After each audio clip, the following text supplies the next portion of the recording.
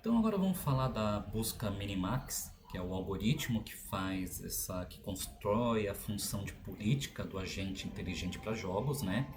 Então novamente lembrando, a gente está assumindo um jogo determinístico e sabendo que o jogador 1 vai tentar maximizar a utilidade e o jogador 2 vai minimizar a utilidade.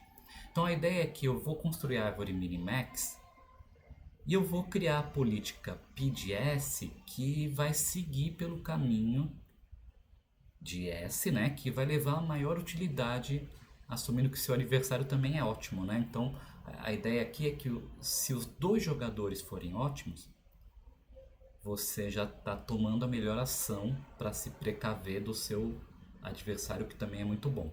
Mas o que acontece, por exemplo, se eu tenho uma política ótima e na verdade meu adversário não é ótimo? A gente vai tentar responder isso daqui a pouquinho, depois que ver o algoritmo. Então a gente tem o seguinte: o valor minimax de um nó é a maior utilidade que pode ser obtida partindo do estado S se você for o jogador max. Então olha só, se você é o max e essa ramificação te dá -1, essa te dá 0, essa te dá +1, o valor minimax vai ser o máximo entre esses três valores, que vai ser +1. Porque você sabendo que cada um desses ramos te leva a essa possibilidade, você vai escolher o melhor delas, né? O maior delas. Agora, se você for o min e você está jogando contra, né, o outro, você na verdade vai escolher aquela ramificação que te traz a menor utilidade. Então, a ideia é essa, né? Eu quero, dentre as opções que eu tenho, se eu for jogador de max, eu vou pegar aquela que me dá a maior pontuação. Se eu for o min, aquela que dá a menor pontuação, né? E com isso a gente tem um algoritmo recursivo bem simples e intuitivo, que ele fala o seguinte: olha, minimax, essa função minimax útil, que é uma função utilitária que vai servir de base para a função principal, ela recebe um estado e um jogador. Então a gente tem aqui, né, a seguinte situação: minimax útil, que pega o estado atual, o jogador atual. Ele primeiro verifica: o estado atual é terminal? Se for terminal, eu mando a utilidade dele, né? É o caso lá do jogo da velha, quando a gente tem um estado que está assim, por exemplo. Então aqui é terminal porque o jogador 1 ganhou, então a gente retorna +1. Se não for terminal, né, então se aqui não retornar, ele vem para essa outra linha aqui que ele vai falar: bom, o jogador P é max ou min? Se for max, eu vou retornar o máximo valor que eu posso conseguir partindo do estado S. E se for o jogador min, eu retorno o menor valor que eu consigo a partir de S. E agora vamos definir essas funções maxval e minval, né? Então o maxval vai falar o seguinte: olha, vou definir um v como menos infinito, né? Ou seja, o menor valor possível. E aí, para cada ação que eu posso executar nesse estado S, eu vou substituir o valor de v pelo maior entre v e a chamada da função minimax útil com a aplicação da ação A no estado S e mudando o jogador para mim. Então, o que ele está fazendo aqui nessa chamada é o seguinte: eu estou nessa situação, eu sou o max. Então, eu estou falando, bom, se eu executar essa ação, ele vai para esse ramo aqui e aqui vai ser a jogada do min. Então, o min que vai resolver o que ele vai fazer, né? Mesma coisa se eu vier para cá ou se eu vier para cá. Quando o min jogar, ele vai passar a bola para o max, vai passar a bola para o min, assim por diante, até que uma hora ele vai chegar aqui no terminal que vai falar +1. Né? E esse valor vai subindo na recursão, né? Vai voltando da pilha de recursão até que eventualmente esse cara aqui ele vai responder: olha, indo por essa ramificação, o min consegue fazer uma jogada que te leva à pontuação 0. E aí você vai comparar com a maior pontuação que você tem até o momento, que é o v. Se for maior, substitui esse valor. Se não, deixa o valor atual e pronto, né? E no final você retorna esse valor V. Então o caso aqui é que você está simplesmente retornando qual que é a utilidade que você consegue, a maior utilidade que você consegue partindo desse estado S.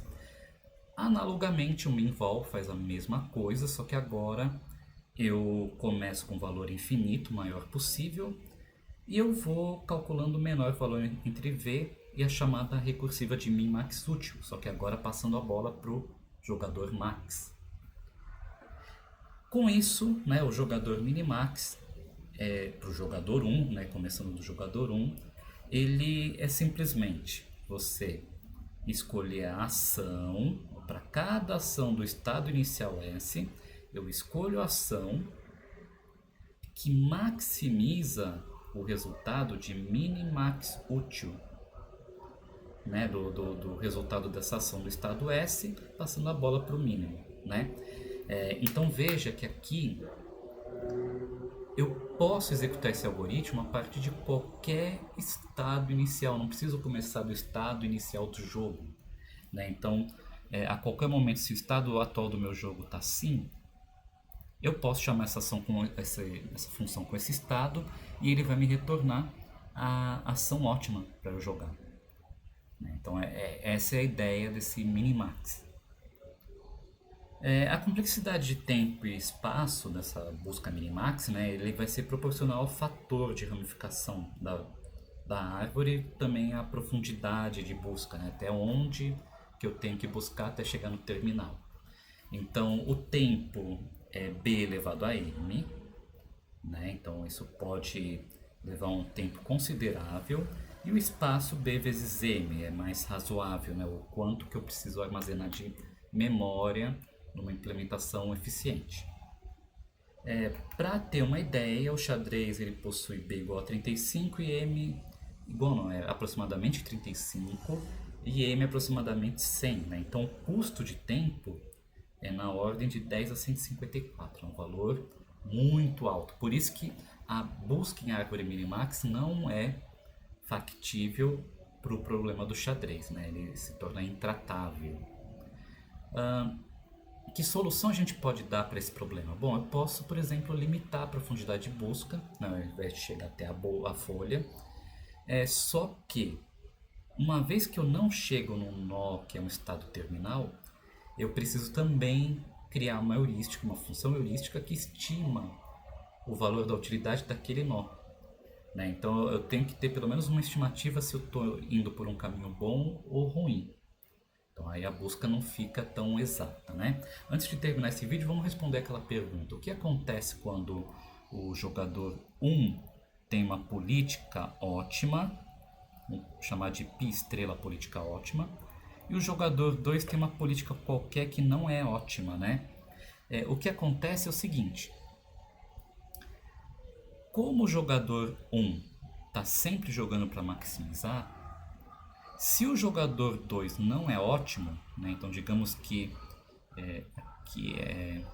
Peraí, deixa eu redesenhar isso aqui. Então digamos que eu tenha aqui que é o max, né? E aqui eu tenho os nós de min. Então, digamos que se o jogador 2 seguir por esse nó aqui, ele vai conseguir pontuação menos 1, aqui ele gera uma pontuação mais 1 e aqui 0. E a política dele, por não ser ótima, ele pode escolher qualquer uma desses aqui, né? Pode ser o mais 1, pode ser o 0, pode ser o menos 1. Se ele escolher o menos 1, né, então a utilidade daqui é menos 1. Se ele escolher o menos 1 é porque ele é ótimo.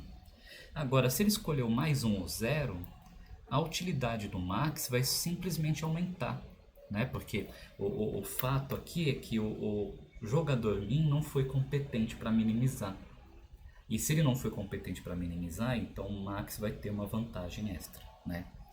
Então, o próximo vídeo eu vou falar um algoritmo complementar para fazer uma poda na nossa árvore de busca e tentar reduzir um pouco o custo computacional.